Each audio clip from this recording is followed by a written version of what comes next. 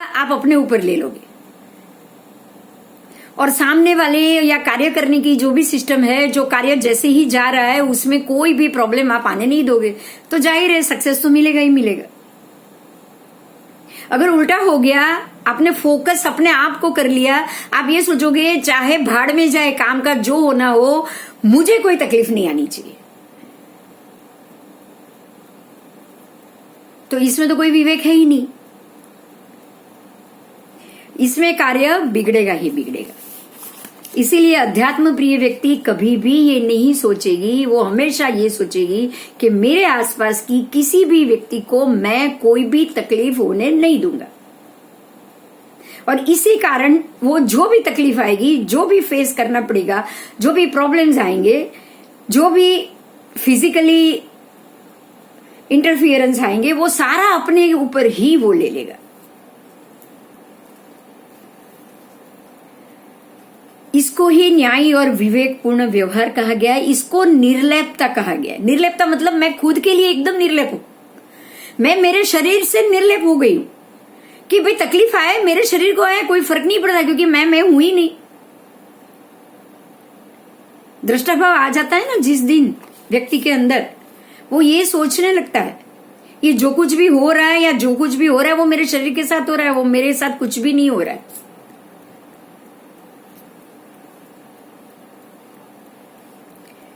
नीतिमत्ता और नियमितता। नीतिमत्ता तो आएगी आएगी, क्योंकि आप ये सोचोगे कि आपकी वजह से किसी को कोई तकलीफ ना हो, यही नीति, यही आत्मा का विल पावर। आपको पता है सूर्य नीति का कारक है और फर्स्ट हाउस से नीति दिखी जाती है। और जिनकी नीति अच्छी हुई या जिनका ये सोचना अच्छा हुआ कि मैं मेरे आत्मगुण के ऊपर या मैं मेरे आत्मबल के ऊपर, विल पावर के ऊपर कोई भी गलत तरीके से कोई भी छींटा नहीं पड़ने दूंगा, अगर आपने ये सोच लिया ना, सिर्फ इतना ही सोच लिया ना आपने, तो आपसे बड़ा दृष्टा या दर्शन शास्त्र का ज्ञाता और कोई नहीं हो सकता।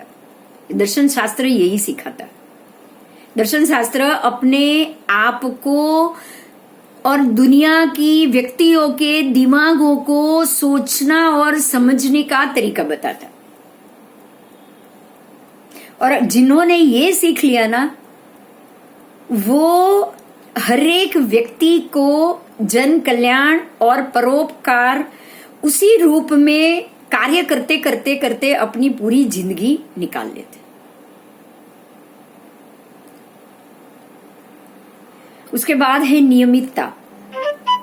तो शनि और शनि की वजह से किसी भी कार्य में नियमित बनना, नियमित रहना, नियमितता, डिसिप्लिन, आग्रह, ऐसा ही लाइफ जीना, सिर्फ दाल रोटी मतलब सात्विक खाना खाना, सात्विकता से जीना।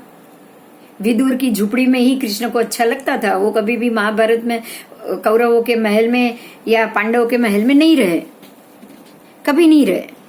वो जब भी रहे कहाँ रहे, विदुर की झोपड़ी में ही जाकर रहे, क्योंकि विदुर की झोपड़ी में ही उनको सुख मिलता था। विदुर की झोपड़ी में ही जाके उन्होंने खिचड़ी खाई है, सात्विक फूड खाया है, लेकिन उन्होंने कभी भी ये नहीं सोचा कि मैं बड़े महलों में जाऊं या रहूं या इस तरह से मेरी गतिविधियों का निर्वहन करूं। तो ये एक सात्विक व्यक्ति और स्वाभाविक रूप से जीने का ये तरीका है, जिसको आप निर्लेपता, फिर निर्मोहिता, उसके बाद है एक और वर्ड सहनशील, है ना, सहनशीलता। और ये सारी चीजों का फंडा या इन सारी चीजों का महत्व आप शनि को ही दे सकते हो और कोई ग्रह को बिल्कुल भी नहीं, क्योंकि शनि खुद ही ऐसा ग्रह है, न्यायी है, न्यायीपना को मानने वाला है, न्यायी तरीके से खुद भी जीने वाला है और न्यायी तरीके से ही आपको और आपकी गतिविधियों को भी वो जज करने वाला है। जो जज होता है, जो न्यायी होता है, वो अपने खुद के किए हुए कर्मों का भी जजमेंट लेता ही लेता है। वो ये सोचता है कि क्या मैंने किया वो सही किया, क्या मैं इसकी जगह कुछ और करता तो गलत होता। वो अपने आप से भी पूछता रहता है, वो लोगों से भी पूछता रहता है।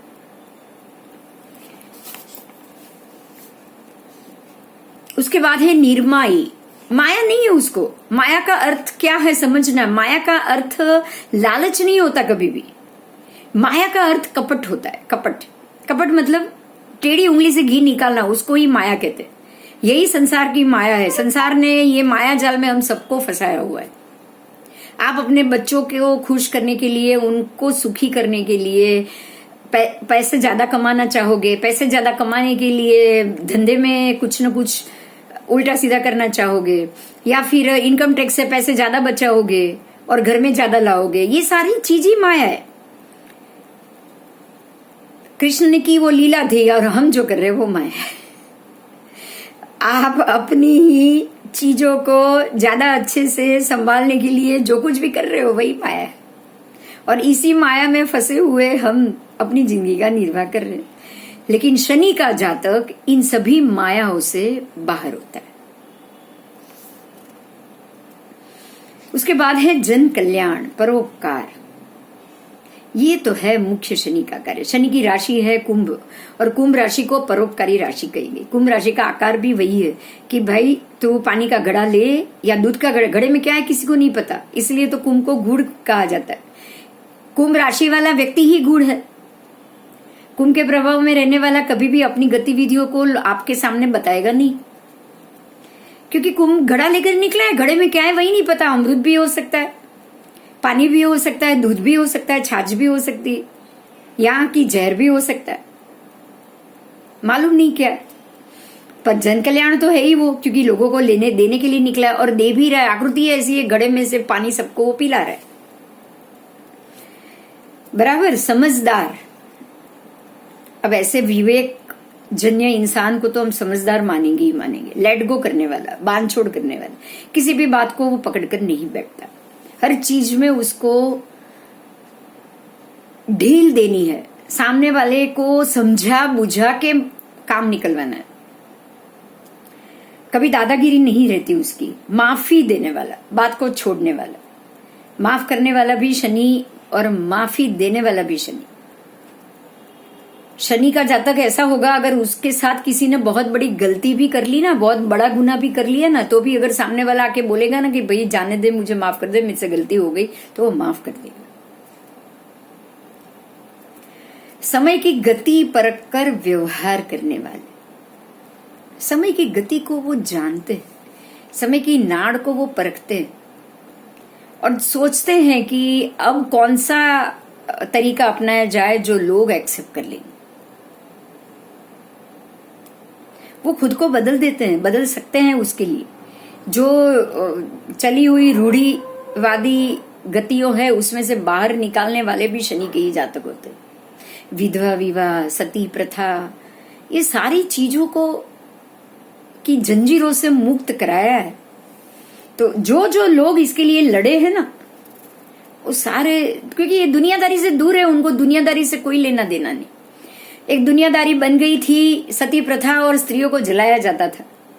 और कभी कभी हर स्त्री अपने मर्जी से तो सती नहीं होती थी, हर स्त्री नहीं होती थी। जो होती थी वो खुश खुश होके जाती थी, वो अलग बात थी। लेकिन जो नहीं होती थी, जो खुशी से नहीं होती थी, उनको दुनियादारी से जबरदस्ती जलाने के लिए उनको चिता पे ले जाने से पहले अफीम खिला दिया जाता था। इतना अफीम की अफीम के घेन में ही वो डोलती डोलती जाती थी। लोग बोलते थे उनको माताजी आए, उनको ये हुआ है, उनको ये हुआ है। ऐसे बोल बोल के बातों को, उनकी इच्छाओं को ढक दिया जाता था और उनको जबरदस्ती अपने पति की चिता के साथ जलाया जाता था। ये इसको दुनियादारी कहते हैं कि अगर आपकी मर्जी ना हो तो भी झूठ मूठ बोल के या उल्टा सीधा समझा के आपके साथ वो व्यवहार किया जाए। इस चीज को दुनियादारी कहा जाता है। और शनि का जातक इस विवेक को समझता है, इसके नुकसान को समझता है, इसलिए उसको इस चीज में से सबको बाहर निकालने में देर नहीं लगती। उसके बाद है इसलिए दुनियादारी से दूर है, फिर एकांत प्रिय है। शनि को एकांत बहुत अच्छा लगता है। देखो, अकेला रहना और एकांत दोनों में बहुत फर्क है। अकेले आप रहना नहीं चाहते हो, आप अकेले पड़ गए हो, इसकी तकलीफ आपके मन को है।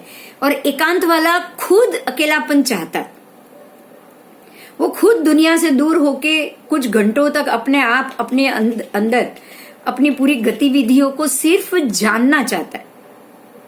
जो ध्यान में जाते हैं ना, जो भी, और घंटों तक ध्यान में बैठते हैं या आए दिन ध्यान में जाते, चाहे आप 15 मिनट ही बैठो, लेकिन आप ध्यान में जाओ, तो ध्यान में जाने वाले व्यक्ति में स्टेबिलिटी, स्थिरता का अभ्यास होता है। आप अगर 15 मिनट भी ऐसे स्टेबल होकर बैठे या ऐसे स्थिर होकर बैठे, तो इतना समझ लो कि वो 15 मिनट के लिए भी आपको पूरी दुनियादारी को छोड़ के शांत होके अपने आप को अकेले में रहने का अभ्यास हो गया है। आज 15 मिनट बैठ रहे हो तो कल आधा घंटा भी बैठ सकोगे, फिर 1 घंटा भी बैठ सकोगे, फिर 5-5 घंटे भी आप बैठ पाओगे। तो ये अभ्यास शनि का जातक बहुत अच्छा करता है। वैसे तो सबको करना चाहिए। उसके बाद है गूढ़ ज्ञानी, गूढ़ बातें। जातक ही गूढ़ है, कब क्या करेगा पता ही नहीं, कब क्या बोलेगा वो नहीं पता। शांत है ना, तो पहले तो सबकी गतिविधियों को देखेगा और देखने के बाद जब समय आएगा तब बोलेगा, क्योंकि शांत है। अगर वो शांत है और स्टेबल है ना, वो तुरंत रिएक्ट भी नहीं करता। रिएक्ट तुरंत वो करते हैं जो चंचल होते हैं, जो पूरी बात को सुनते ही नहीं। आप पूरी बात को बिना सुने रिएक्ट करोगे तो क्या होगा? आपने वस्तु स्थिति समझी ही नहीं। हाँ, आप जल्दी रिएक्ट तब कर सकते हो जब सामने वाला गलत धारणा पे जा रहा है, तब उसको वहीं पे रोकना जरूरी। अगर वो अपनी गलत धारणा पे जा रहा है और आपको समझाने की कोशिश कर रहा है और आपको पता है कि ये धारणा गलत है, तो आप पूरी सुनने बैठोगे ना, तो हो सकता है आप अपनी ही सोच को बदल दो। और किसी इंसान की पूरी बात हो जाने के बाद आप बीच पहली बात का अगर जवाब देने जाओगे तो वो समझ ही नहीं पाएगा। जब जो वाक्य आता है तभी उसका जवाब देना पड़ता है। जैसे ही बॉल आएगी वैसे ही बैटिंग होती है कि नहीं होती? ऐसी तो है नहीं 6 बॉल आ गई उसके बाद आप 4 लगाना शुरू करो, ये तो पॉसिबल नहीं। इसीलिए शांति से, स्थिरता से हर एक शब्द को पकड़ो और फिर आप जवाब दो। रचनात्मक प्रवृत्ति, हमेशा क्रिएटिविटी, हमेशा पॉजिटिविटी, हमेशा कुछ रचनात्मक कार्य बने, ऐसा सोचो, ऐसा कार्य करो। उसके लिए अपनी जिंदगी का पूरा समय दो।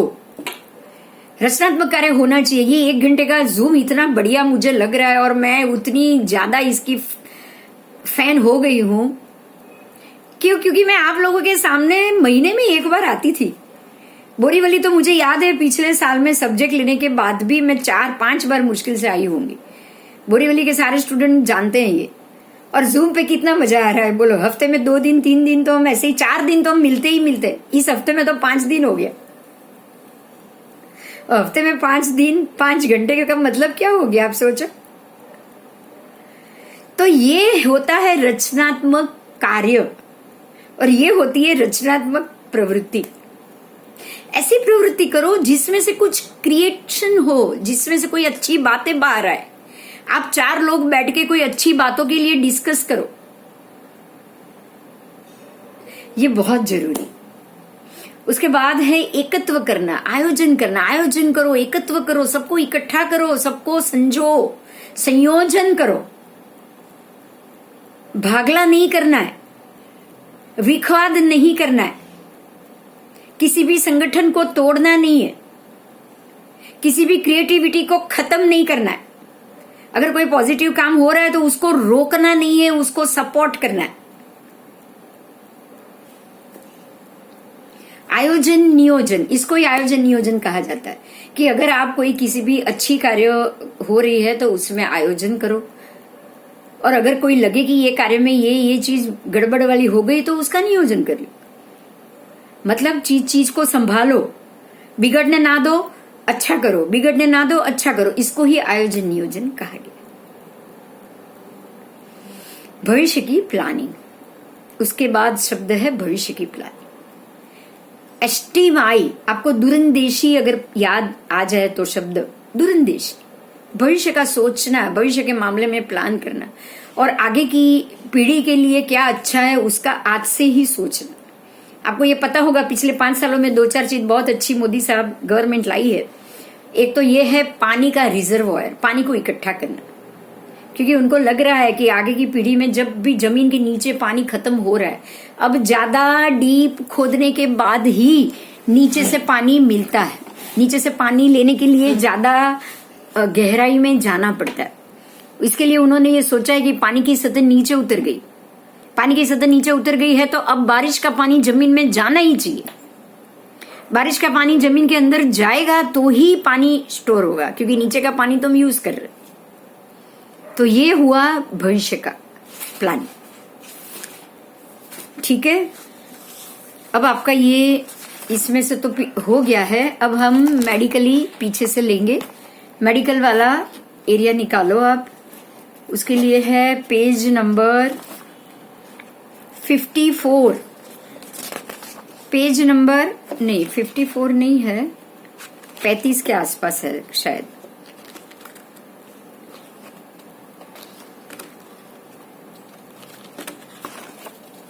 हाँ 30, पेज नंबर 30। शनि, उसकी उम्र है 100 साल। देखो शनि 100 साल तक की एज वाला है और 100 साल की उसकी जो एज है उसमें 75 के बाद तो उसका पावर शुरू होता है। 75 के बाद से लेके 100 साल तक सिर्फ शनि, मतलब आप जब तक जियोगे तब तक शनि शनि, तब आप शनि की छत्र छाया में ही जियोगे। अब सोच लो अगर अभी गलत काम किए तो तब क्या हाल होंगे। अगर अभी या जुआनी में या ये समय में आपने जो भी गलतियां की है और 75 से लेके 100 साल तक शनि ओवर रूल करेगा, तो आप ये सोच सकते हो कि आपकी की हुई सारी गलतियां धीरे धीरे आपके ही सामने लाके वो खड़ा कर देगा।